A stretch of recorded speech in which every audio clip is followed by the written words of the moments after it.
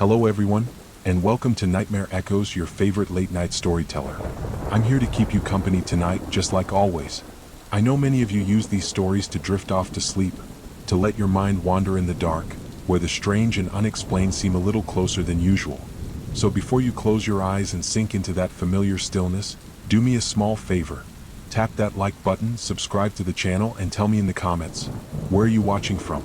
And what time is it right now in your part of the world? Now, get comfortable. Adjust your pillow. Let your breathing slow. Let the quiet settle around you like a heavy blanket. Before you close your eyes tonight, just know not every shadow is empty. And not every silence means safety. This world, the one you trust, the walls that hold your sleep, the locks you think are strong, the light you leave on just in case, it isn't as closed off as it feels. There are cracks, spaces, thin places, where things watch, wait, and sometimes slip through. You've heard the stories, glimpses of movement in the hallway, a voice you thought was your own whispering something you didn't say, the missing time, the sound that shouldn't be there. Most people look away. They blame stress, blame sleep, blame the mind playing tricks. But what if it wasn't your mind? What if, just once, someone told you the truth? Tonight, you'll hear it, not from books or rumors, but from the mouths of those who lived it. People who weren't looking for fear. People who were simply trying to live their lives. Until something pulled them in. We've collected their accounts, recorded their voices, tracked down files long buried, surveillance tapes, police reports, sleep logs, and more than one interview that never should have been cleared for release. Some of these stories were never meant to be heard, but they were left behind like breadcrumbs, pieces of a puzzle no one wanted to complete. Now we're putting them together. Don't worry, you're safe, for now. But listen closely, don't skip ahead, and whatever you do, don't turn away, because some of the things you'll hear tonight, they don't like being ignored, and they've been waiting a very long time, for someone like you. Let the rain cover the sound of your fear. Welcome to the unknown. Tonight you'll hear 10 real stories. Stories that were never told to frighten, only to warn. Accounts of vanishing people with no footprints in the snow. Of children whispering names their parents never taught them. Of rooms that refuse to stay quiet, no matter how many times they're emptied. And of clocks that don't tick quite right after midnight. Each story is drawn from the mouths of those who still flinch when the power flickers. People who spoke not for fame, but because they couldn't carry it alone anymore. You'll hear the tapes. You'll read the notes left behind. And you'll realize these are not stories created for entertainment. They're fragments of something ongoing. So pull up your blanket. Adjust your pillow. Keep one ear open. And whatever you do, don't fall asleep too quickly. Because something in these stories may already know your name. On a cold, gray evening in late October 2013, 3 friends entered a stretch of forest they thought they knew well. It was part of a preserved state park just north of Ashland, Oregon. A place locals called quiet, clean, and safe. Popular with hikers. The kind of forest you visit when you need to feel far from everything without being too far from home. Their names were Aaron, Lucas, and Jay. All in their 20s. All experienced enough to know how to read a map. And more importantly, how to stay calm when things go slightly off course. They started early that morning, parking near a familiar trailhead. The weather had been holding steady all week. Overcast skies, slight wind, no rain in the forecast. They each carried water, a GPS device, fully charged phones, and a printed trail map, marked with a yellow highlighter. They weren't new to this. They were planning a loop, 4 hours in, 3 hours out. Nothing too ambitious. At first, everything matched the map. Clear forks in the trail. Marked signs. Familiar creeks. But around the 4th hour, something changed. Jay was the first to say it out loud. He said the trail looked wrong. Not unfamiliar, but wrong. It wasn't overgrown. It wasn't missing markers. In fact, it looked too clean. Like it had been swept. Clear. Even the leaves on the ground seemed to have been arranged, unnaturally tidy in their distribution. Aaron thought he was being dramatic. But then Lucas pointed out something stranger. They had passed the same dead tree twice. Not just any tree. It was enormous, split at the base with exposed roots reaching out like frozen fingers. Lucas had taken a picture of it the first time. He checked his phone. The GPS data confirmed it. Somehow they had looped back without turning. Still, they weren't worried. They laughed it off, took a break, checked their devices again. That's when the signal cut out. First Aaron's phone, then Jay's, then Lucas's. One by one, their screens went from full bars to no service. All at once. Lucas tapped his GPS. The screen blinked once, then froze. By now the light was shifting. It wasn't late, but the sky had darkened. The wind had picked up just slightly, and for the first time all day they noticed something else. There were no sounds, no birds, no rustling squirrels, no leaves moving across the trail. Only their footsteps, only their breathing. They decided to double back, follow the last marker they remembered, but when they turned, the trail behind them was gone. Or at least, it didn't look like a trail anymore. The trees were closer together, thicker, the ground more uneven, like the path had simply stopped existing the moment they turned their backs. Aaron called it out. "It's fine, we'll just go back the way we came." But Jay stood still. He wasn't moving. He was looking ahead, just off to the right, about 30 feet away. He pointed at something in the trees. At first, Lucas thought it was another dead trunk. But no, it was a corner. A sharp, square edge where nothing should have been. Something that wasn't shaped like nature. Something man-made. They approached slowly, pushing through the brush. And that's when they saw it. The structure. Wooden. Weather-worn. About 10 feet high. Squat. Long.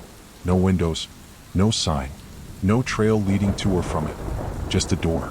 No hinges on the outside. No handle. Just a door. Shut tight. They looked at each other. Erin took out her phone again, even though she knew it wouldn't work. The screen flickered, then died entirely. Lucas tried to speak, but he couldn't find the words. And then, they heard it. From inside the cabin. A single knock. Then silence. Then two more. They didn't knock back. They didn't speak. They stood there, for nearly 5 minutes. Listening. But no more sounds came from the cabin. Just the faint echo of the last knock, like it hadn't fully left the air. Jay whispered, "We should go." But there was nowhere to go. Turning around showed nothing but thick brush and trees that didn't look the same as they had an hour before. The path they'd come in on had vanished. It was like the forest had closed behind them. Erin stepped forward and touched the door. It was colder than it should have been. And dry. Very dry. She pushed gently. The door creaked open on its own. Inside the air was dense. Stale. Wood floors, dust-coated. One room. No furniture. No visible light source, yet somehow they could see. The walls were lined with faint symbols, drawn or carved. Not deeply. More like scratches. Some had been painted over at some point, then worn away again by time or something else. Lucas said it smelled like matches. They didn't want to stay. But the forest had already gone completely dark. And when Jay stepped outside again, just a few feet, the wind made it impossible to hear anything. The rain had started. Light but cold. They argued for a while. Jay wanted to try walking back with flashlights. Erin said no. Lucas said it was safer inside than out. Eventually, they all gave in. They took turns sitting by the door, using backpacks as cushions. Erin leaned her head against the wall near the back. Jay curled up next to the threshold. Lucas sat in the far corner, staring at the door, waiting for it to close again on its own. But it didn't. Eventually, one by one, they dozed off. It couldn't have been more than an hour before the sound started. It began with footsteps. From the outside. Soft, slow, shifting through wet leaves. One set, then another. Jay sat up first. He blinked into the dark, trying to focus past the door. No one was there. But the steps kept moving. Around the cabin. Circling. Stopping. Then a tap on the back wall. Then scratching. At first they thought it was a tree branch. But the sound moved. Like fingernails, or something small, tracing the interior boards. From one corner to the other. Behind the wall. Above Erin's head. She woke up and froze. Lucas moved toward her, whispering, "It's fine, it's an animal." But the sound stopped the second he spoke. Then breathing. Not theirs. Heavy. Shallow. Coming from the ceiling, though the cabin didn't seem to have an upper level. Lucas aimed his flashlight upward. Nothing. The beam flickered. Then died. Jay's flashlight worked. For a moment.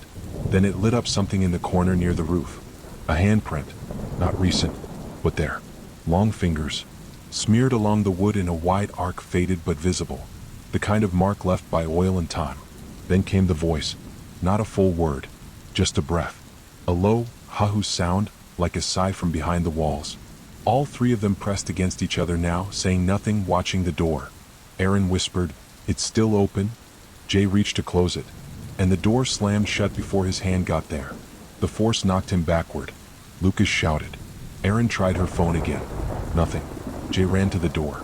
Yanked at it. Locked. There was no lock visible on the inside, no bolt, nothing to grip, just a flat plank of wood. But it wouldn't open. Then, a sound from the floor. Below them, a thump, followed by a dragging noise. From underneath, Erin grabbed her bag, stood up, and froze.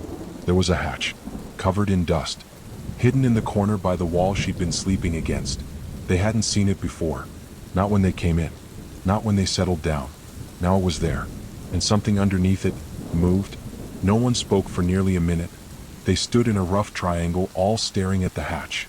It was square, made of the same wood as the floorboards, but fitted tightly. The kind of tight that didn't invite curiosity. The kind that made your instincts take over before your thoughts did. Jay crouched down first. He put his ear to it. Nothing. He tapped once, gently. Something tapped back. Same rhythm. Like it mimicked him. He stood up slowly, shaking his head. No. Lucas stepped forward next. He kneeled down and ran his fingers along the edges. It had no visible handle. No hinges. Just a faint seam, like it hadn't been opened in years. Then Erin whispered something they'd all been avoiding. How did we miss that before? They tried to open the hatch. First by force. Then with a small metal tool from Lucas's bag. But no matter what they did, the wood wouldn't shift. It didn't creak. It didn't bend. It felt like it wasn't even meant to move, like it was just part of the floor pretending to be something else. Then came the second set of footsteps. From outside. But heavier. Slower. What? Erin backed away from the wall. Jay grabbed the flashlight again, though the beam was dim now, flickering with static. And then, from outside the cabin, came the sound of someone speaking. A low, mumbling voice. Speaking words they didn't recognize. Not loud, not yelling, just a tone. A cadence. A chant. It circled them. Clockwise. Around the entire cabin. Once. Twice. Then it stopped. And everything was quiet again. Lucas moved to the door and shouted. Not words, just noise. Just sound. Anything to push back against whatever this was. But his voice didn't carry. Not like it should have. The second he opened his mouth, it felt like the cabin swallowed the sound. Like he hadn't spoken at all. He turned the handle again. Nothing. He slammed his shoulder into it. Wood splintered, but the door held. Jay looked at the window again, or rather where a window should have been. Still nothing. Just a wall. No glass. No openings. And then, the cabin shifted. Not an earthquake. Not a creak. It was like the walls took a breath. All of them felt it at once. The sensation of space moving, not forward or back, but inward. Like something outside had decided the cabin should be smaller. Jay dropped the flashlight. Erin screamed. Lucas ran at the door full speed. This time, it gave way.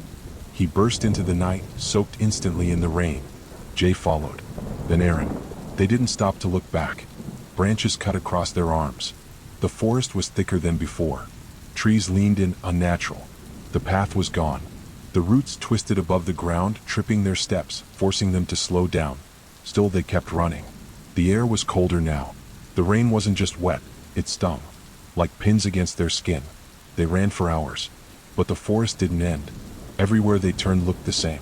The same trees. The same matted earth. The same sharp smell of iron and soil. Then, dawn. It didn't come gradually. It just was. The light pushed up all at once, gray and pale. The trees became less dense. The sound of the rain softened. The birds, silent all night, started to chirp. The terror began to feel like memory. They found themselves on a road. A real road. Paved. What? With a signpost, one they recognized. They weren't far from their original trailhead. Jay dropped to his knees. Lucas looked behind them into the woods. Then he said it. The cabin. They ran back. They found the clearing. It was still there. But there was nothing inside it. No structure. No wood. No scratches in the earth. No hatch. Just trees. And silence. Where the cabin should have been was only grass. And the faintest shape of a square, like something heavy had once been there. But hadn't been for a long, long time. Jay still had splinters in his jacket. Erin's boots were still wet. Lucas had bruises on his shoulder from hitting the door. But the place they'd spent the night in was gone. Erased. Like it had never existed. For a while none of them spoke. The clearing was too quiet. Even the birds had gone again. Jay crouched and pressed his hand into the earth, right where the cabin should have been. The dirt was soft but cold. And as he dug just beneath the surface, something scraped against his fingernail. A nail. Rusty. Bet. He pulled it out and stared at it. It wasn't part of any tree. It wasn't from nature. It was man-made. He showed it to the others. Lucas just nodded. Erin looked around slowly, eyes fixed on something beyond the trees, like she saw something no one else could. Then she said it. We weren't the first ones there. She didn't say anything else. She didn't have to, because behind her in the woods, just for a second, there was movement. Not an animal, not the wind, a figure. So, watching, unblinking, and then it was gone, as if it had never been. 3 hikers, 1 night, 1 cabin with no windows, and a place that doesn't seem to want to be found again. They left the forest by sunset. Never spoke of it to anyone until Jay finally did almost 9 years later. In a comment thread, buried deep in a forgotten forum. His post ended with 5 words. I think it's still out there. Story 2, The Girl in the Mirror.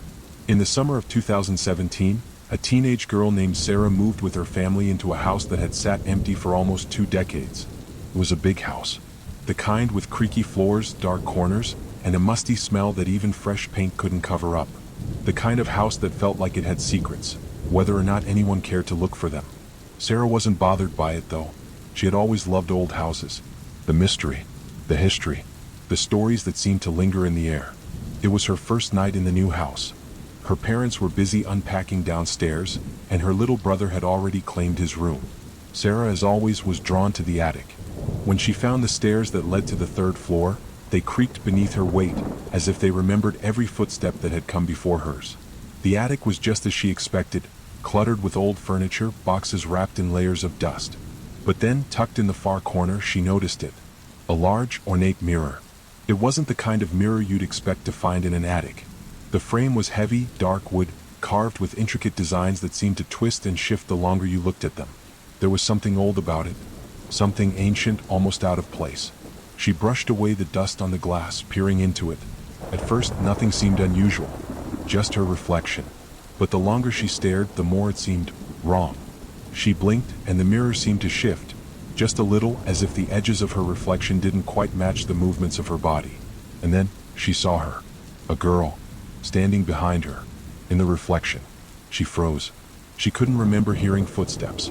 She turned around quickly, but the attic was empty. Nothing. The strange girl was still there. In the mirror.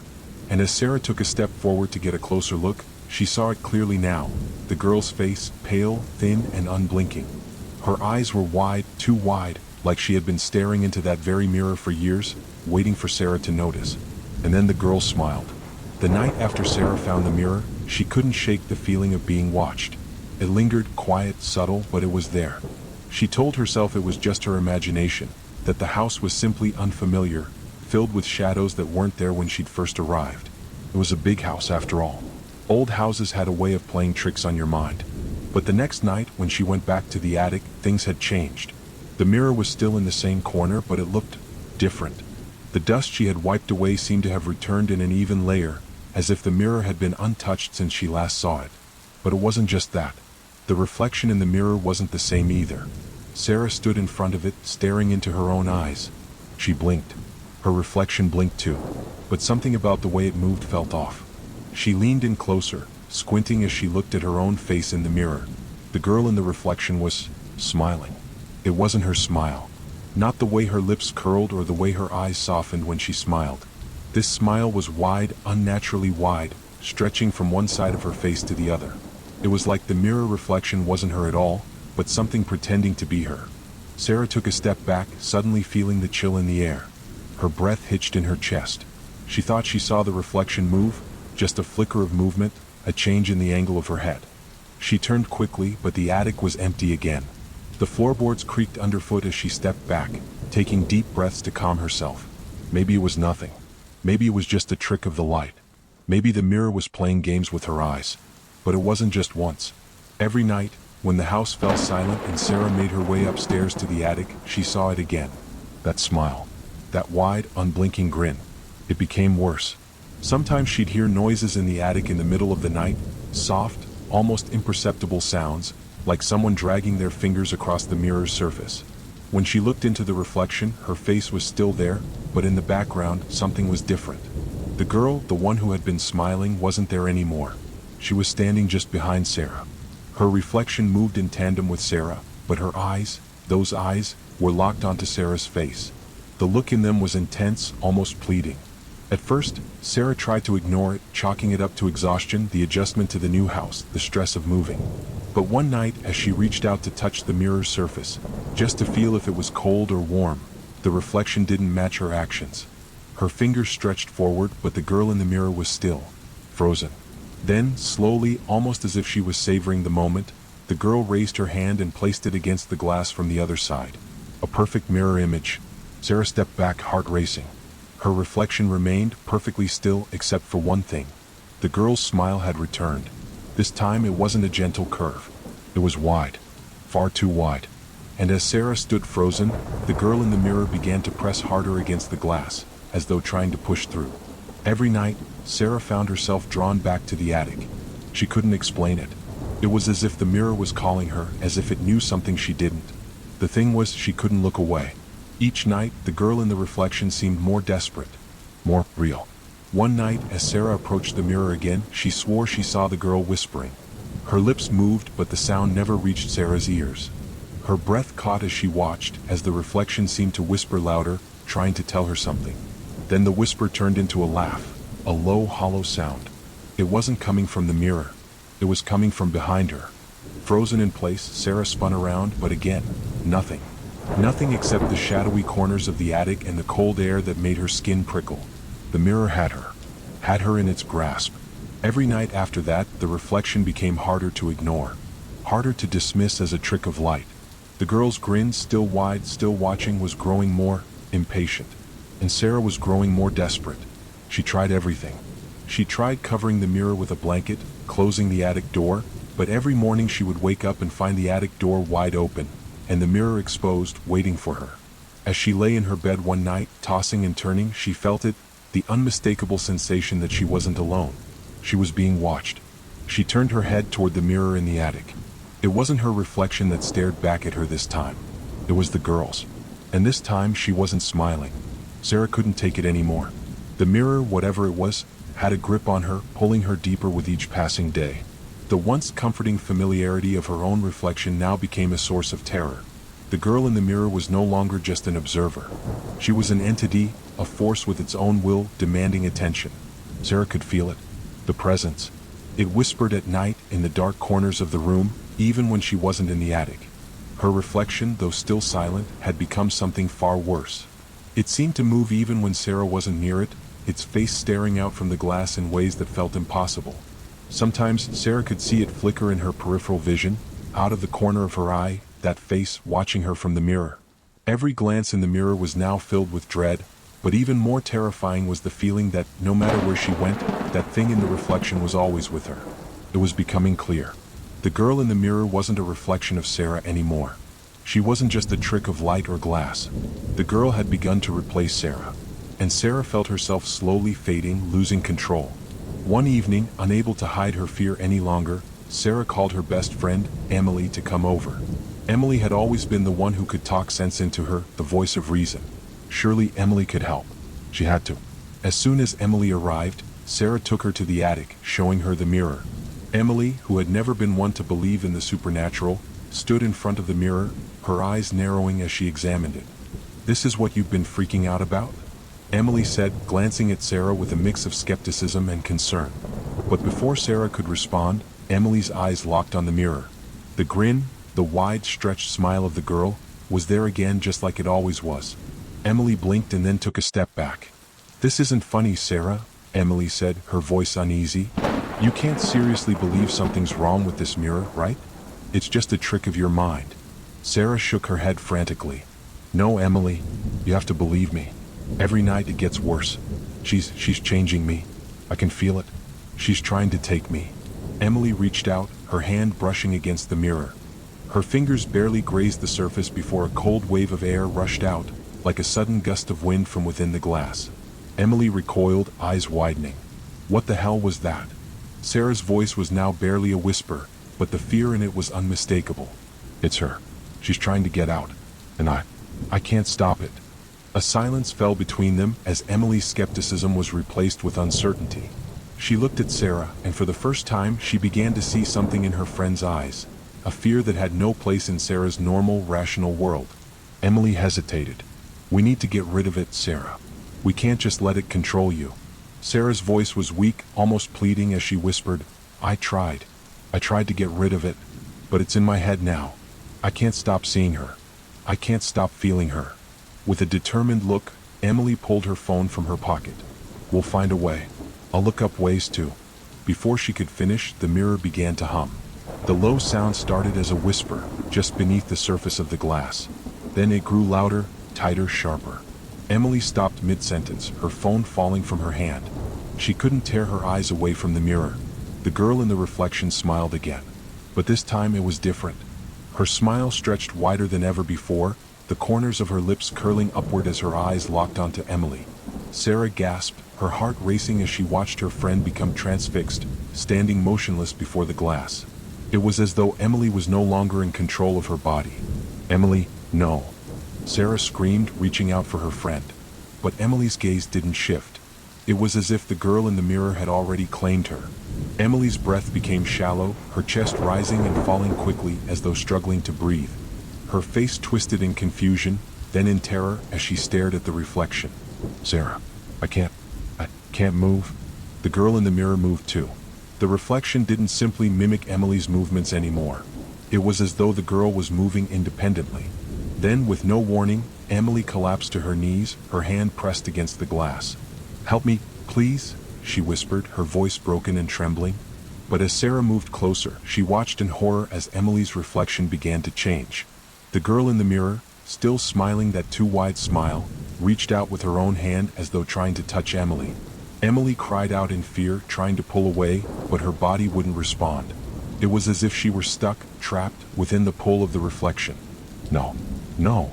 Emily cried, her voice muffled by the glass as she struggled to move, her body shaking. "Sarah, she's taking me. She's..." Before Sarah could react, the reflection in the mirror suddenly shifted. The girl in the mirror was no longer standing still. She was stepping forward, crossing the boundary between the glass and the real world. Emily screamed, her voice raw and desperate. "Get out of the way!" Sarah shouted, but it was too late. The girl's reflection reached out and touched Emily's arm, and Emily's scream was cut off instantly. The air in the attic grew still, the wind outside falling silent, as if the world itself held its breath. Sarah couldn't move. Her legs felt like they were made of stone. She tried to reach out for Emily, but the girl in the mirror, who had been smiling, was now grinning with a hunger that only became more disturbing as the seconds stretched on. With a sudden, violent motion, the girl in the mirror stepped fully into the attic, her form shifting as if she had broken through the very fabric of reality itself. Emily's body went limp, her arms falling to the floor. The mirror was no longer a reflection. It had become something more. The attic fell silent. The wind outside no longer howled. The room seemed trapped in a moment, like time itself had decided to stop. Sarah's breath caught in her throat as she stared at the spot where Emily had collapsed, her body lying motionless at the foot of the mirror. The reflection in the glass, once a distant, inanimate thing, was now alive. And the girl, the one who had once simply smiled behind the glass, was no longer simply a reflection. She was in the attic, standing next to Emily. But she wasn't just standing. She was watching Sarah. And as Sarah's eyes widened, horror creeping through her veins, the girl in the mirror, her reflection, stepped forward out of the glass, her foot breaking the barrier between reality and the mirror world. The glass shifted like liquid under her foot, rippling as if it had become alive, and the sound of breaking ice echoed through Sarah's bones. "Emily," Sarah whispered, shaking, her voice raw and broken. "No." But Emily's body remained still, lifeless. The girl, now fully outside of the mirror, took a step toward Sarah, her gaze locked onto her with an unyielding intensity. Her eyes, those hollow dark eyes, seemed to bore into Sarah's soul, like they were pulling her closer, inch by inch, as though to trap her forever. Sarah stumbled backward, her feet slipping on the dust-covered floorboards. She gasped for air, her lungs failing her, as though the air itself had turned heavy, suffocating. And then the reflection spoke. It wasn't the voice of Emily's spirit. No, it wasn't even the girl's voice, but something else, something far colder, deeper. It was a voice that had never been human. "You wanted to see what lies beyond the glass," it said, its voice a low, guttural whisper that seemed to echo from every direction. "Now you know." The words cut through Sarah, her blood running cold. She tried to scream, but nothing came out, her mouth too dry, her body too frozen with terror. But the girl in the mirror wasn't done. She reached out toward Sarah, her fingers stretching impossibly long, the skin of her hand pulled tight against the bones, like it was both moving and yet impossibly still. The smile, the grin, spread wider, impossibly wider, until the girl's mouth was stretched beyond human limits, like it was going to tear apart her face. "I was always here," the reflection whispered, its grin stretching even further. "Waiting for you." The words were a dagger to Sarah's heart. The realization struck her like a slap. This wasn't just some cursed mirror. No, the mirror had always been a portal. The girl in the reflection wasn't just a trapped soul. She was something older, something far more malicious. And Sarah had unknowingly let her out. A flash of Emily's final moments flashed through Sarah's mind, and she turned, frantic, looking for something, anything, to protect herself. She saw Emily's body, still lying motionless on the floor, her face twisted in horror. She hadn't been Emily anymore. The girl in the mirror had already taken her. Sarah's chest tightened, her heart racing. There was no escape. The girl from the mirror was here now, in the real world. And there was only one way she could be stopped. But what could Sarah do? She was already lost.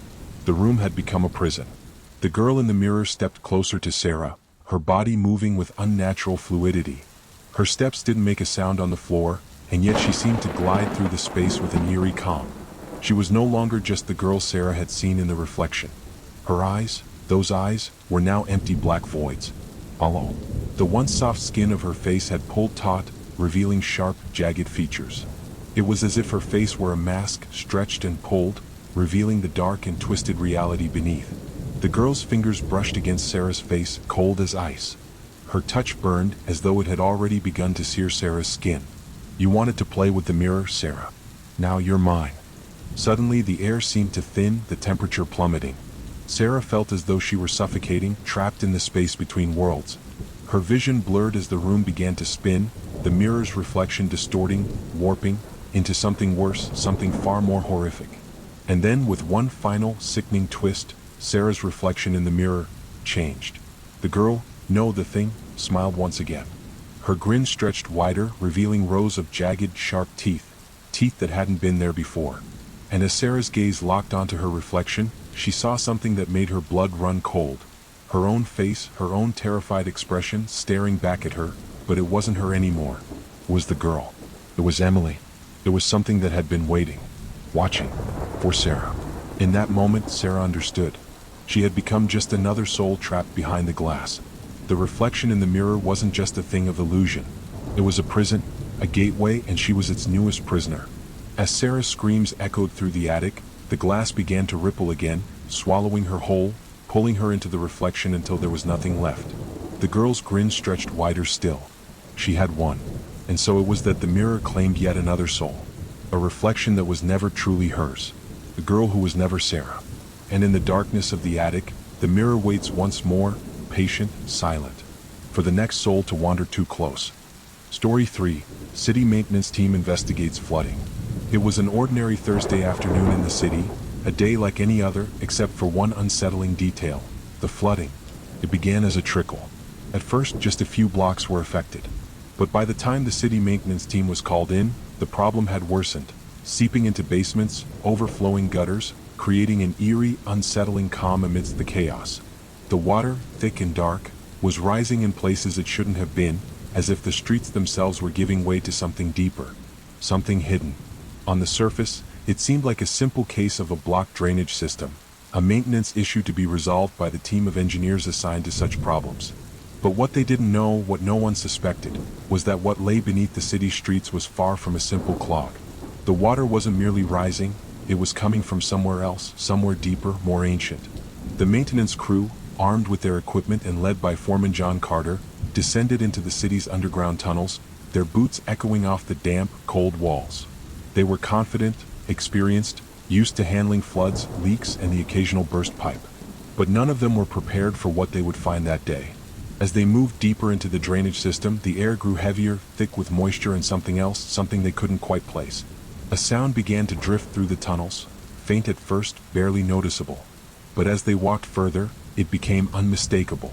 Voices, soft, distant, At first, it sounded like murmuring, as if a conversation was taking place just out of reach, down the winding, waterlogged corridors. John Carter stopped in his tracks. His team looked at each other, their faces already tight with suspicion. "Did you hear that?" Carter asked, his voice low, barely above a whisper. No one responded immediately, their eyes darting around the dark, twisting tunnels, trying to locate the source of the noise. But all they could hear was the distant rush of water, the steady flow of the rising flood. They continued walking. Each step felt heavier. The tunnel was getting tighter, and the sound, the voices, seemed to be coming from further ahead. Or maybe it was echoing from behind. No one was sure. And then, just as they rounded a corner, the voices became clearer.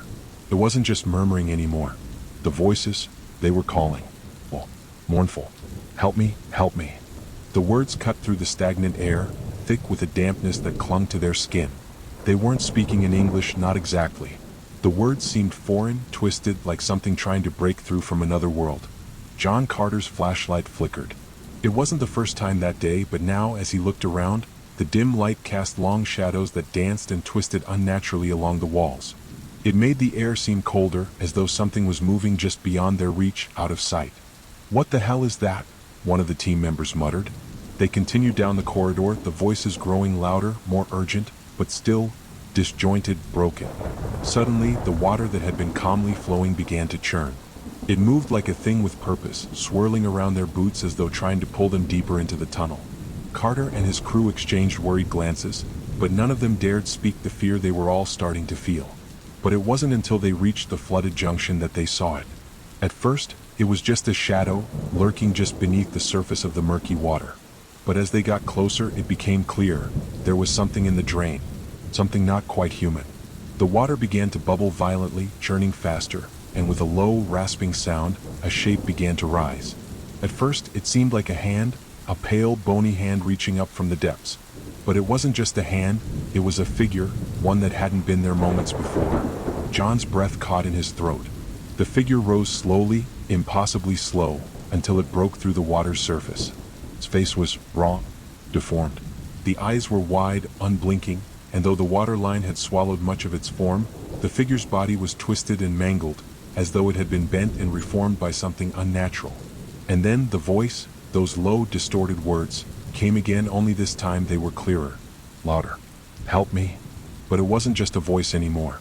It was a chorus, a multitude of voices, each one distorted and broken, calling from the depths of the drain, from the unseen parts of the earth.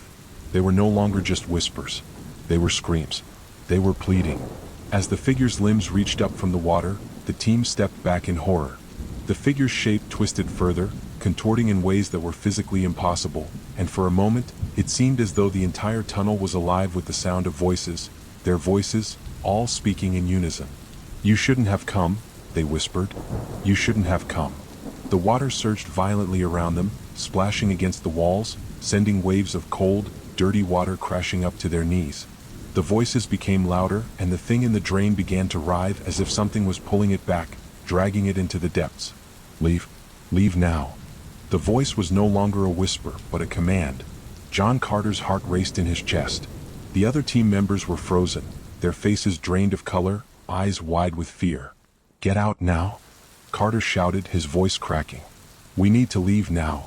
And with that, the maintenance crew turned, scrambling in panic to retreat, their feet slipping on the wet floor as they tried to escape the horror that lurked just beneath the surface. But as they ran, the voices followed them. The whispers, the screams, all echoing louder and louder, as though the very walls of the tunnel were closing in, pressing in on them from every direction. The last thing they heard as they emerged into the light was the voice, the deep, echoing voice of something far older than any of them, calling from the drain. "You can never leave." They thought they were just investigating a flood, a routine maintenance check, but they had opened a door to something much older, something that should never have been disturbed. The voices, they're still out there. And the drains, deep under the city, wait for the next unwitting soul to come too close. As the team scrambled to get out of the underground maze, panic clouding their thoughts, none of them could shake the feeling that something more was at play beneath the city. It wasn't just the grotesque figure they'd seen rising from the drain. It wasn't just the voices, they were calling, demanding, pleading, but something else had begun to creep in, something much older, far more unsettling. Once outside, the foreman, John Carter, had ordered his team to head straight to the surface. But as they ran back toward the exit, something shifted in the air. It wasn't just the temperature that dropped, it was the very atmosphere, as though the tunnels were alive, breathing in sync with them, watching. And then it started. The singing. It wasn't the distorted whispers anymore, but a clear, melodic voice, impossibly distant yet eerily close, reverberating through the pipes. At first, they thought it was just the wind, some strange acoustics playing tricks on their ears. But the longer they listened, the clearer it became. A child's voice. Soft, sweet, almost too sweet. It was a song, an innocent-sounding lullaby, but twisted. The words, although unintelligible, somehow carried an unmistakable sense of loss, a deep sorrow that echoed through the tunnels. It wasn't just a voice. It was a chorus of children, faint, hollow, all calling out in unison. John Carter felt his heart race as he stopped in his tracks. He didn't know whether it was the sound of the drain or something deeper, but the voice seemed to be pulling him back into the darkness, calling him as if it had known him all along. And then it came. A memory. One that had been buried deep in his subconscious. He hadn't thought about it in years, not since the summer he had grown up in this city. He had heard stories, rumors of children disappearing one by one along the streets near the drainage system. But they had never found the bodies. No explanation. No closure. The authorities had written it off as runaways. But in his gut, John knew the truth. He knew they hadn't just vanished, they had been taken. And they weren't the first. The singing became louder now, pulling at his sanity. It wasn't just the voice of a single child anymore. It was a choir. A distant, haunting symphony of forgotten souls. And in the back of his mind, he began to hear something else. Something far worse. The whispers from the drain weren't just asking for help. John turned to his team, his face pale, his throat dry. He could feel the weight of the atmosphere pressing down on him, squeezing his chest. The song, it wasn't just a song. It was a calling. A beckoning. And the voices, they weren't asking for help anymore. John, what is this?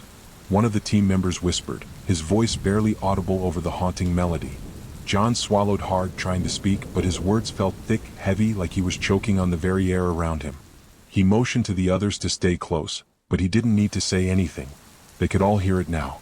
The distant voices were no longer faint. They were all around them. And then it happened.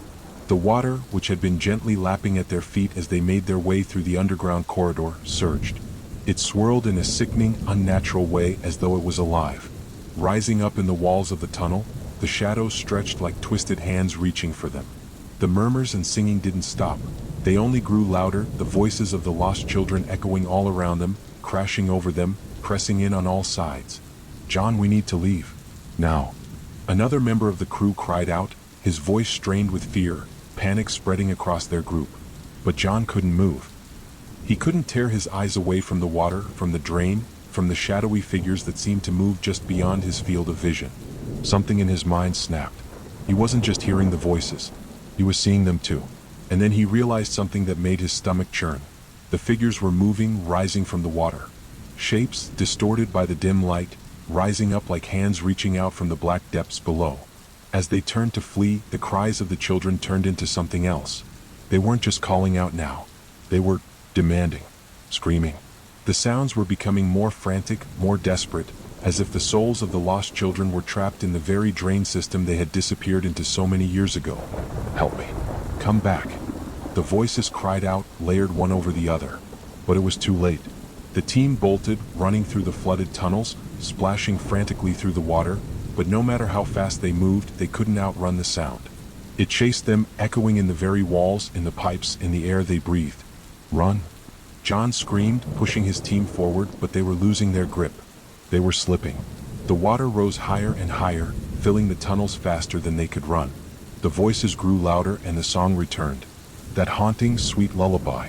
But now it wasn't just a lullaby. It was a warning. It was a cry for salvation.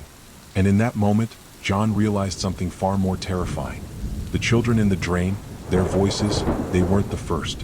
They weren't the only ones. And they weren't just calling for help. They were calling for replacements. The voices are still there. In the drains. In the pipes.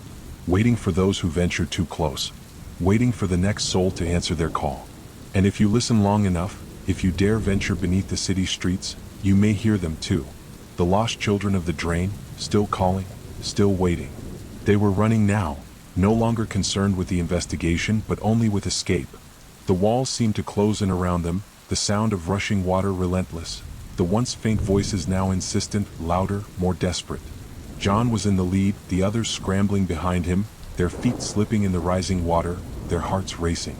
They had only moments before the tunnel would flood entirely. And still the voices pressed in, growing louder, colder, more menacing. "Stay together," John shouted, his voice tight with panic. "We're almost there, just keep moving." But the reality was darker than they realized. Somewhere in the middle of their chaotic sprint, the crew began to lose sight of each other. The echoing calls for help weren't just in their ears, they were in their minds. It was as if the voices had become part of them, rooting themselves deep into their thoughts. The tunnels seemed to twist, stretch, and shift, as though the very ground beneath them was conspiring against them. Then there was a loud splash, a heavy sound of something, or someone, falling into the water. "Kyle?" One of the crew members screamed. "Kyle, where are you?" John spun around, his breath catching in his throat. The man, Kyle, had been right behind him only moments ago. He wasn't there anymore. "Kyle, answer me," John shouted again, panic setting in. Kyle was gone. No scream. No sound of footsteps, no struggle. Just the soft splash of water, and then, nothing. The others stopped in their tracks, their hearts pounding, the air thick with fear. For a moment, it was as if the tunnel had swallowed him whole. John's eyes darted around in the dim light. The water swirled around their ankles, rising ever higher, the tunnels beginning to flood faster than they could have anticipated. The radio crackled again, the faint, garbled sound of Kyle's voice coming through. John, can you hear me?" It wasn't a normal transmission. It wasn't Kyle's voice, at least not entirely. It was warped, distorted, as though it had been twisted by something dark. "Kyle, where are you?" John pressed into the radio, trying to keep his voice steady. But there was only the hum of static, followed by a long pause, then another voice. It wasn't Kyle. "Help us." The words were barely audible. It was faint, but it was unmistakable. A voice. A child's voice, the same one they had heard before. John's eyes widened. The others were staring at the radio now, their faces pale, fear etched deep into their expressions. "What the hell is happening?" one of the men whispered, his voice trembling. The silence that followed was suffocating. No one moved, no one spoke. They couldn't. The air felt thick, like it was pressing in from all sides. The walls of the tunnel were closing in. The children's song, which had been a distant echo, now rang clearly in their ears. It wasn't just a song anymore. It was a call. "We need to get out," John muttered under his breath. He turned back, desperate to make a move, but that was when they heard it. Another splash. This time it was closer. The unmistakable sound of footsteps. Someone running. The water sloshed as they tried to make their way to the exit. But there was no one there. "Kyle?" John called again, but the response was not what he expected. "Kyle?" The voice came back, not from the radio but from the dark tunnel behind them.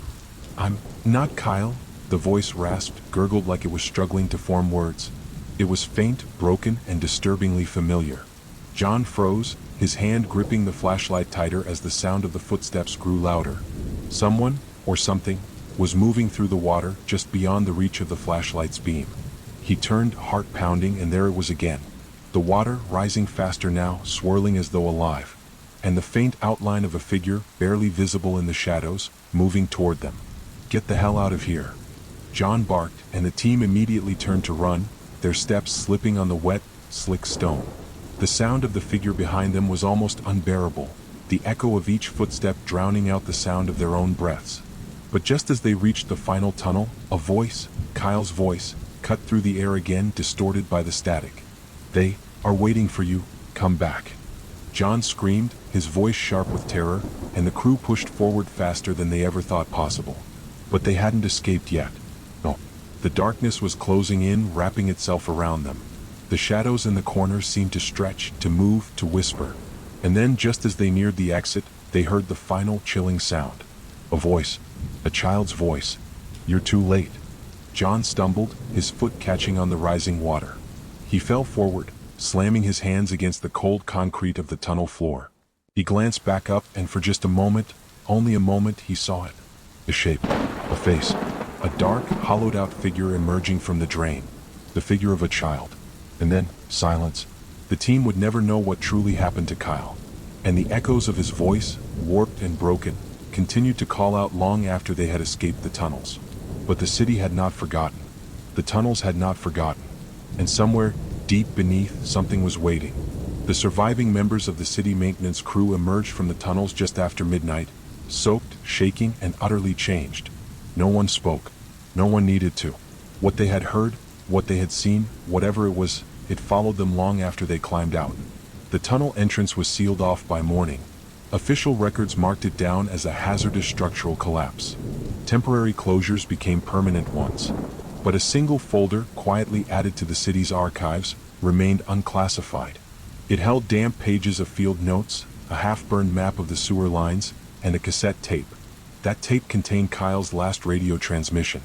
Engineers would later say the signal had been transmitted long after the crew exited the tunnels. But what disturbed the investigators most, what kept them up at night, wasn't the voices. It was what they found in the section of tunnel the crew hadn't had time to reach. A week later, during routine demolition prep, a second team was dispatched to document the tunnel's layout before it was permanently sealed with concrete. They expected broken pipes, flooding, maybe signs of structural damage. Instead, they found a room. It wasn't marked on any blueprint. No tunnel map, no construction plan, no architectural record showed its existence. The space was small, circular, carved unevenly into the old stone, as if it had been dug out by hand. A space that shouldn't have been there. And on the walls in that chamber were drawings. Hundreds of them. Crude figures scratched directly into the concrete. Children. Over and over. Children holding hands, children with hollow eyes, children beneath waves of water. The lines were thick, messy, as if drawn in frantic haste. But it wasn't just the content that caused alarm. It was the dates. Each drawing was marked, dated in the corner with shaky handwriting. Some were from 1952, others from 1934. A few bore dates like 1901, 1890, and then one in the far back wall that read, 1884. There was just one problem. Construction on the city's drain system didn't begin until 1923. That room, those walls, they predated the tunnels by almost 4 decades. The lead inspector dropped his flashlight when he saw it. He reported feeling suddenly cold, like the air had been sucked out of the room. One of the interns described it as a pressure in the bones. Something you couldn't see, but felt. In the center of the room, in a shallow basin carved into the floor, was a ring of children's shoes. Some were badly decayed, others perfectly preserved as if left only hours ago. No explanation. No pattern. Different decades. Different styles. Different sizes. All pointing inward. And inside that circle, a single rusted toy, a spinning top, lying still. The investigators photographed everything. Every scratch. Every mark. But by the time they returned the next day to begin cataloging the site, it was gone. The room. The chamber. The shoes. The drawings. Gone. The stone wall was solid, untouched. As if nothing had ever been there at all. Only the photographs remained. But even those began to change. Images developed from the negatives showed different angles than what had been taken. Drawings that hadn't been there.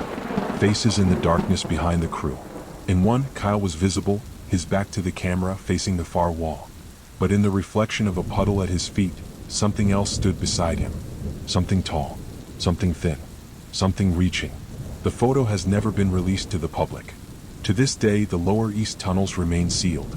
The concrete reinforced, the access doors removed. But maintenance workers still talk about it. About the one grate near 4th and Delancey where the water drains slower than it should. Where the metal always feels colder.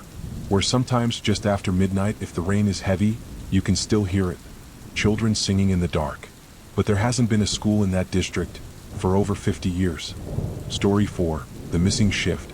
Hospitals aren't built to rest. They pulse under fluorescent light long after cities shut their eyes. Hallways remain lit, machines hum, and monitors blink softly in the dark. It doesn't matter if it's 3 in the afternoon or 3 in the morning. Inside, time has a different rhythm. But even that rhythm can break. It was just past midnight on a Thursday, when St. Joseph's Regional, a mid-size hospital tucked into a quiet corner of Allen County, crossed a line it had never crossed before. The hospital was running light that night. It was early October. A holiday weekend was coming. The emergency department was covered by a skeleton crew, 7 staff total. A mix of nurses, a technician, 2 overnight residents, and a supervising physician. There were no major traumas scheduled. Just a few admitted patients, most asleep. The power had been stable all day. The security desk had clocked in zero unusual activity since sunset. Then, nothing. No code blue. No distress call. No power surge. No alert. Just silence. At 12:17 a.m., the attending physician logged into the internal system and ordered a mild sedative for a patient in room 402B. At 12:18, that order was acknowledged. At 12:19, the entire ER floor stopped responding. Security footage, while still recording, showed empty corridors. Beds left unmade. Coffee cups still steaming. Vital sign monitors still beeping in rhythm with absent hearts. No signs of chaos. No overturned chairs. No alarms. Just an eerie stillness where there should have been movement. And the staff? Gone. 7 people. Experienced, trained professionals. All on duty. All accounted for in the building's personnel log just minutes before. Vanished. Not a single one seen leaving the premises. Not by camera. Not by badge access. Not by motion sensor. The hospital administrator was alerted at 2:41 a.m. The first on-call replacements arrived by 3:30. The search began by 4. Within 24 hours, the case would be declared a Level 3 internal emergency. But the investigation would turn up no evidence of foul play, no signs of forced entry, no malfunction in the building's electrical or security systems. And as strange as it already seemed, this wasn't the first time something unusual had been reported on that floor. In the years leading up to that night, ER staff had filed scattered complaints. Doors locking without command, lights flickering only in Corridor C, patients complaining of voices from rooms no one was in. One janitor resigned after reporting that a gurney, locked and left in a bay, had rolled across the room on its own. He was laughed off at the time. But later, after the incident, his story was pulled back from the archives and read again, line by line, word for word, with different ears. Because there's something strange about the way things disappeared that night. It wasn't loud. It wasn't fast. It was like the hospital simply forgot they existed. And when people went looking, they found something else waiting instead. The official report, logged at 5:42 a.m., listed the event as unexplained disappearance of personnel. The hospital's internal committee reviewed it the next day with the head of security, a systems technician, and 2 representatives from risk management present. The footage from that night was still intact. 37 individual clips, some only a few seconds long, pulled from the ER corridor cams. At first glance, everything looked normal. 12:03 a.m. Nurse Gilroy is seen stepping out of the staff lounge, sipping something from a stainless steel thermos. She nods to someone out of frame. 12:07. Dr. Mendoza walks down Corridor B, checking her watch, then glances up at the ceiling like she heard something. 12:11.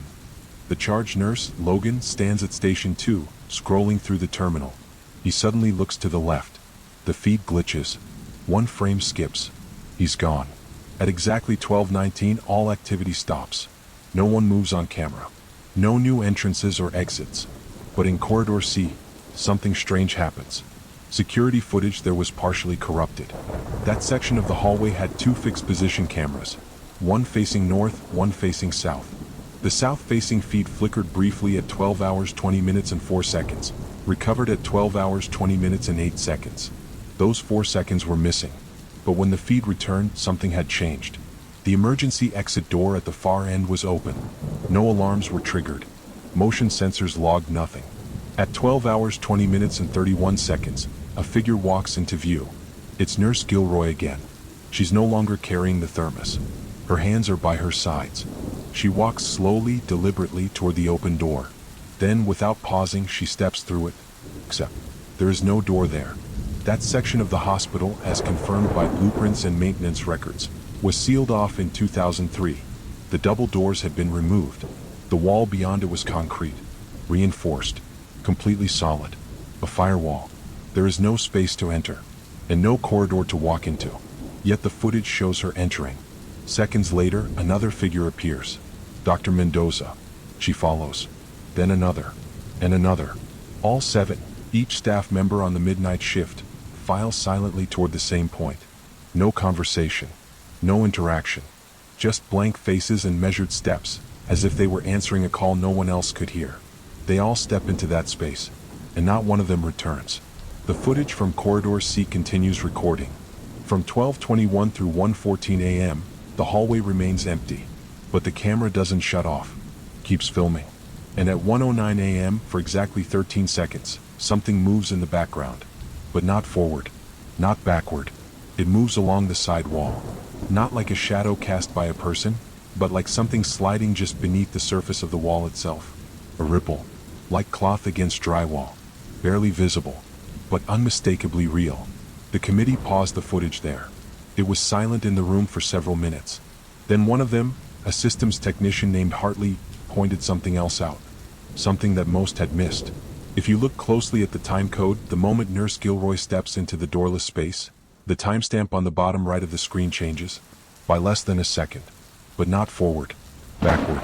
12 hours 20 minutes and 4 seconds becomes 12 hours 19 minutes and 59 seconds. Then continues counting forward again uninterrupted. That should be impossible. The timestamp is embedded. Controlled by a server. Independent of human input. It should never shift like that. Unless something overrode it. They ran the test 5 times. Each time the same result. The moment the staff stepped into that space that doesn't exist, time itself rewound. Just slightly.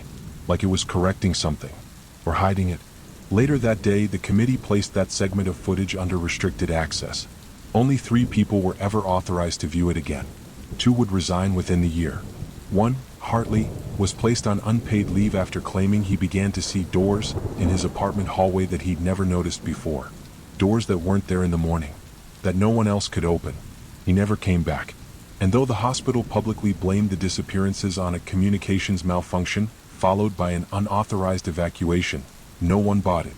There were no ambulances called. No patient log changes. No activity outside. Just one hallway. One quiet, sterile corridor where something unseen opened up and took them all in. They were never found. But something else was.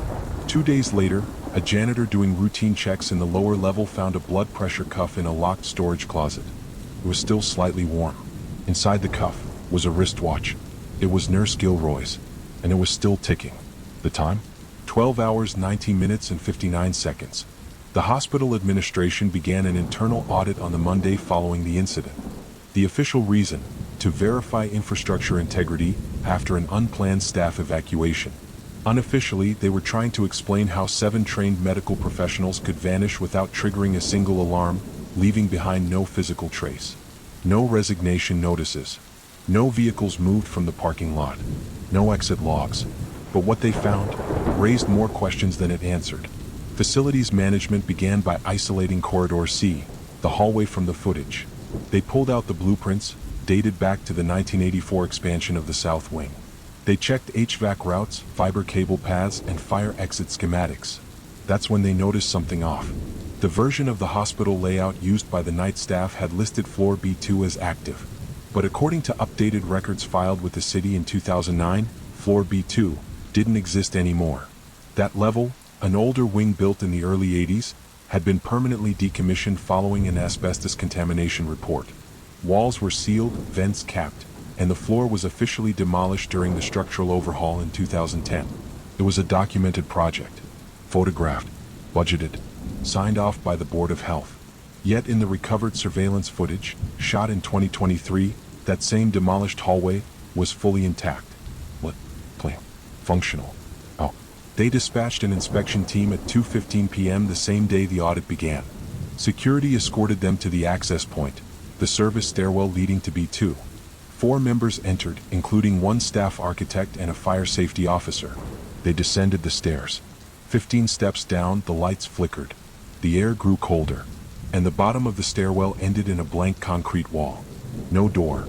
No corridor. Just reinforced cement where a hallway should have been. They scanned the wall with thermal. Nothing. Tapped it with sonar. Solid. No voids. No cavities. Nothing beyond. They radioed in the results. The team returned upstairs. But they hadn't all gone in together. A 5th member of the inspection crew, Thomas Elswick, facilities foreman, had lagged behind, citing an error on his checklist. The others hadn't noticed he never followed. When they checked his radio frequency, there was no signal. They called again. Static. At 2:31 p.m., the hospital activated a code gray, missing personnel during active investigation. They replayed the service stairwell footage. All 5 entered. Only 4 returned. And Thomas, like the others, was simply gone. But it was what came next that caused the investigation to be sealed from public record. Security pulled archival footage from the last time floor B2 was officially inspected. The date? September 16, 2009, 2 weeks before the demolition. In that footage you can see Thomas Ellswick. Same man, same uniform, walking the hallway. He's inspecting air ducts. In his hand is a clipboard. Zooming in on the paused frame reveals the checklist. The exact same checklist found on the stairwell floor that afternoon, 14 years later. The paper was brittle. The ink faded. But the timestamp on the footage was unmistakable. That inspection happened before the floor was sealed forever. Yet the clipboard was still warm when it was recovered. And then came the final anomaly. In the corner of the footage, timestamped September 2009, you can see a reflection. A convex emergency mirror mounted near the hallway junction. It shows Thomas walking. But behind him, there's another shape, not clearly visible. No defined form. Just a distortion, a warping in the mirror's curve that doesn't match the hallway geometry. It moves with him, pauses when he pauses, stretches just a little too long when it turns. The distortion appears only in the mirror, not in the hallway itself. The footage ends, and so does the record. 4:41 hours after the inspection failure and Thomas Ellswick's disappearance, the hospital went into partial lockdown. Non-essential personnel were reassigned. Floor access was restricted. The elevator leading to the basement was key-locked and monitored 24/7. Investigators worked in shifts, combing over old building permits, blueprints, radio logs.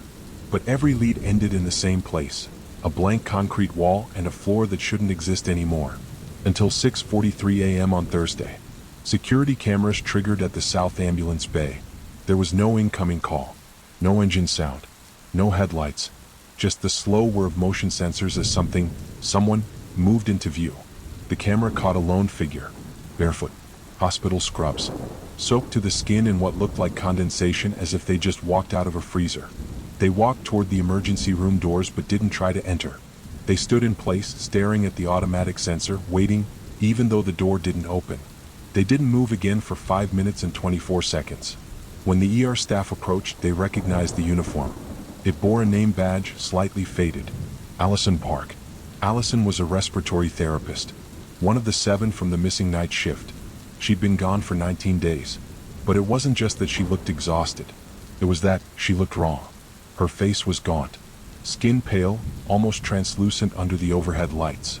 Her eyes, slightly off-center in their sockets, as if they weren't set exactly where they used to be. And when the attending physician tried to ask her questions, she didn't answer. She opened her mouth, but no sound came out.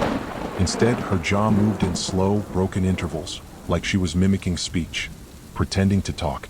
But nothing emerged. Her eyes didn't blink. She stood there, unmoving until they brought a wheelchair. But when they tried to guide her into it, her body buckled unnaturally, too quickly, like her limbs didn't know how to fall right. As if she didn't remember how to be a person. She was taken to ICU under surveillance. Vitals, stable. EG, normal. No signs of head trauma. No external injuries. But brain activity? It showed irregular intermittent theta waves, resembling early sleep stages. Except, she wasn't asleep. Her eyes remained open, following staff tracking movement. And at 3:18 a.m. the next morning, hours after admission, a nurse on rotation noticed something strange on the patient chart. An input field had been filled out. Typed, not handwritten. The system showed it had been entered from inside the hospital server. But no user ID was associated. The message? Do not let her see her reflection. Security reviewed the logs. There was no activity on the terminal assigned to ICU 2B. In fact, the system registered no logged-in user for over 14 hours. The terminal had been off. But the message appeared anyway. That night, the CCTV in room 2B went dark. Just 5 seconds. A blink. When it returned, Allison was gone. The bed empty. The floor line dripping on the tile floor. And in the corner of the room, propped up at an angle against the wall, was an old square mirror. Oval frame. Brass. No hospital tag. No one could trace where it came from. In the reflection, there was no bed, no room, just a hallway, dimly lit, silent. And behind the corner, barely visible at the edge of the frame, was a foot, just standing there, facing the glass, waiting. For members of that night shift are still missing. Their names never released. The room has since been sealed. No public explanation. And that mirror? It was boxed, logged, and archived under miscellaneous patient belongings.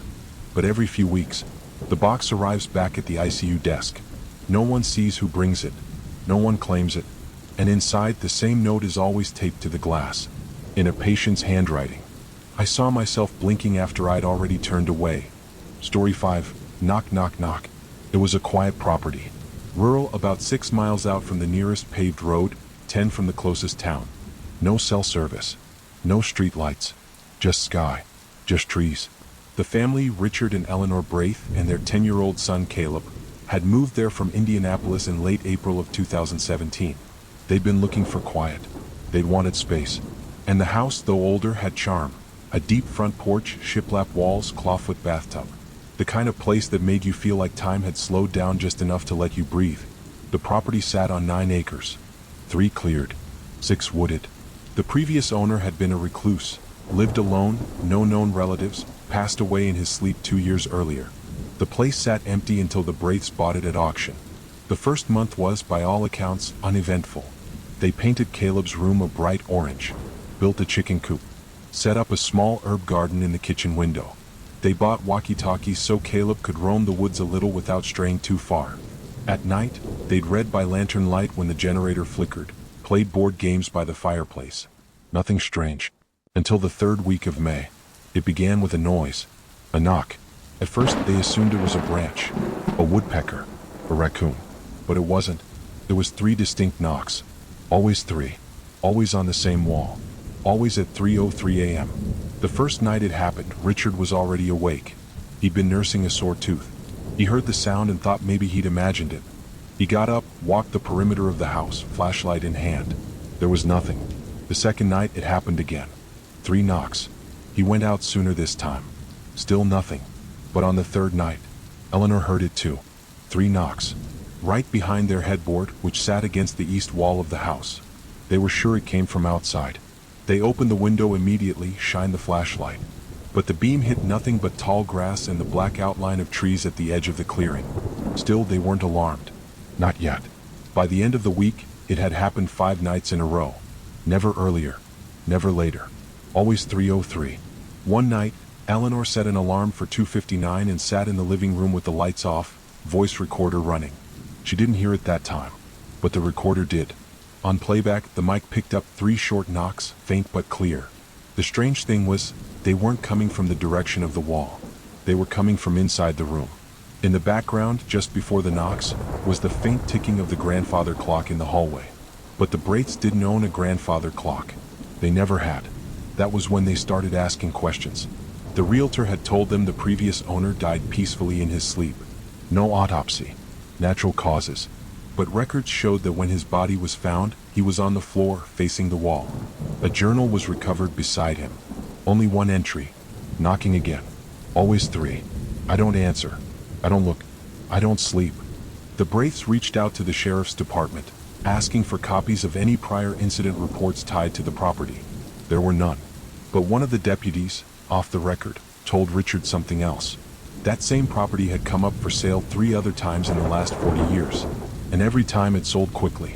And every time, it was vacant again within 6 months. No resale history. No court records. Just disappeared from the listings. Like no one had ever lived there at all. The Braiths installed motion lights. Security cameras. They stayed up until dawn. They bought a dog. They placed wind chimes around the perimeter. Nothing worked. And then the knocking changed. It stopped coming from the east wall. Now it came from Caleb's room. And he had begun talking to someone. He called them the man in the corner. As days turned into weeks, the knocking didn't just continue. It grew louder, more frequent, more deliberate. At first, the Braiths tried to write it off. Their minds, they told themselves, were just playing tricks. The house was old, and there were so many creaks and groans in an old house, especially at night. The house settled. It was just that. But by the end of the 2nd month, they had no more explanations. No more justifications. It wasn't the house. It was something else. It was around mid-June when they first noticed the pattern.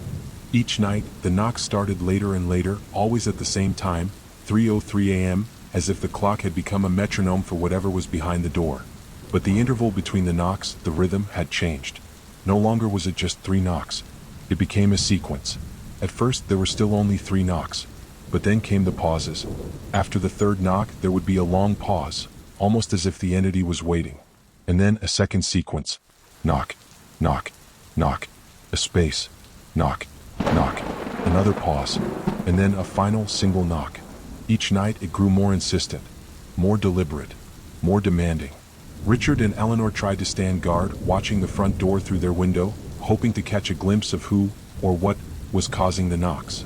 They put a note in Caleb's room instructing him to lock the door at night. They would sit with flashlights, waiting in silence. But nothing but the sound of the knocks. Always the knocks. And then the dream started. Richard didn't tell Eleanor about it at first. He thought it was just exhaustion, the stress of the moving, the strange happenings.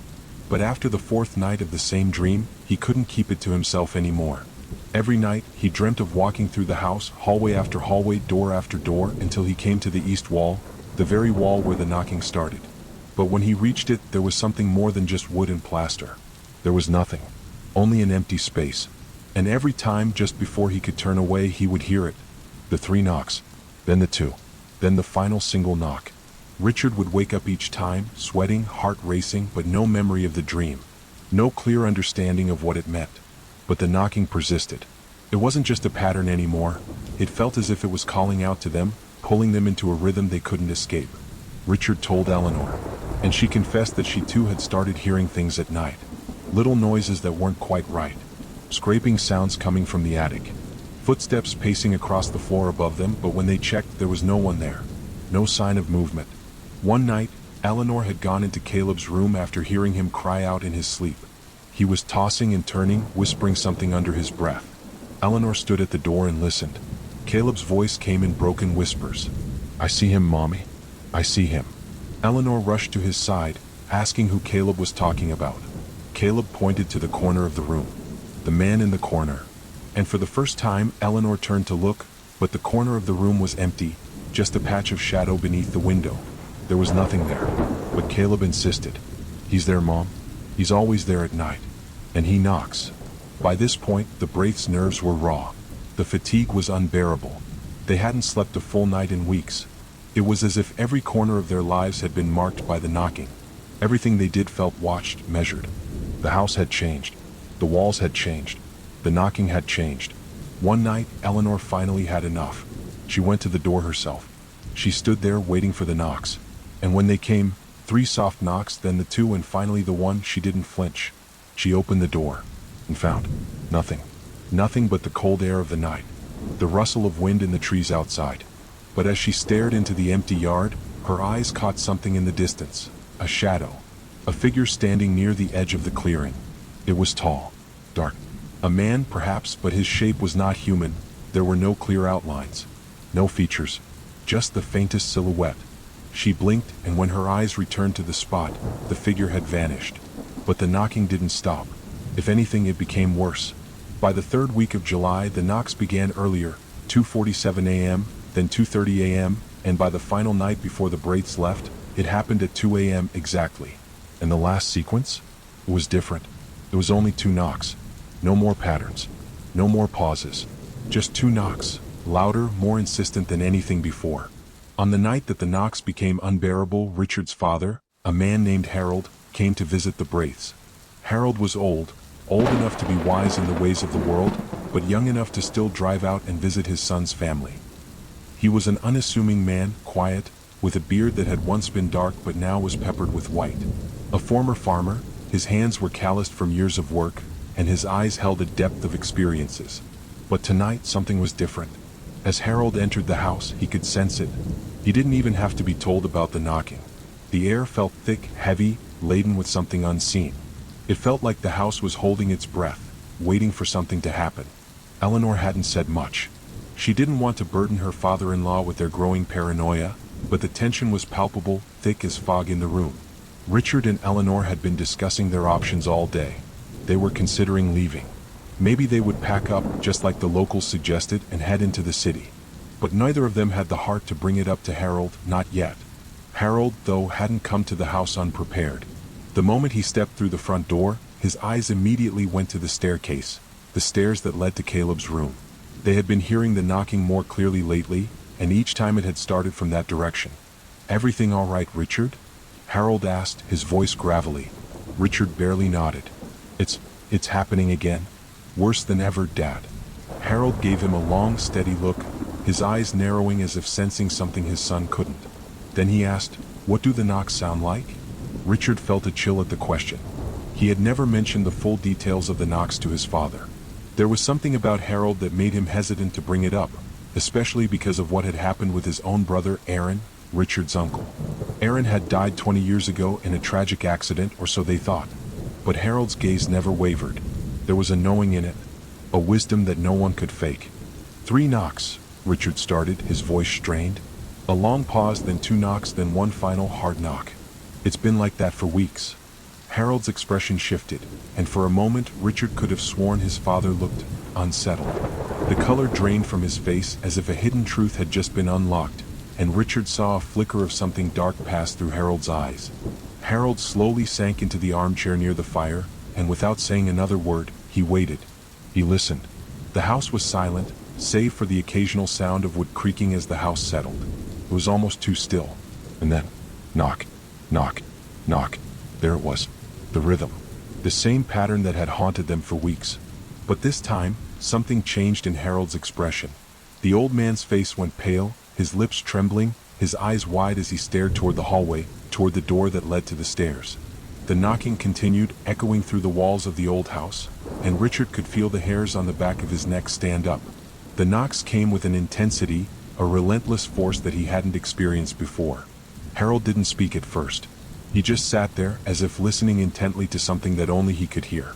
The seconds dragged on, and Richard's heart raced in his chest. Eleanor stared at her father-in-law, fear creeping across her face. "Dad?" Richard asked, his voice shaking. "What's wrong?" Harold turned his head slowly, locking eyes with his son. "That rhythm," he said, his voice hoarse, barely a whisper. It's the rhythm of Aaron's knock." The words hit Richard like a blow to the chest. Aaron. His brother. His uncle. He had died in a car accident 2 decades ago, and while the family had mourned, they had never spoken much of him since. The details of his death were vague, a fog of tragedy. But this was something different. Richard's mind raced. "What do you mean, Dad? Aaron didn't? Don't you remember?"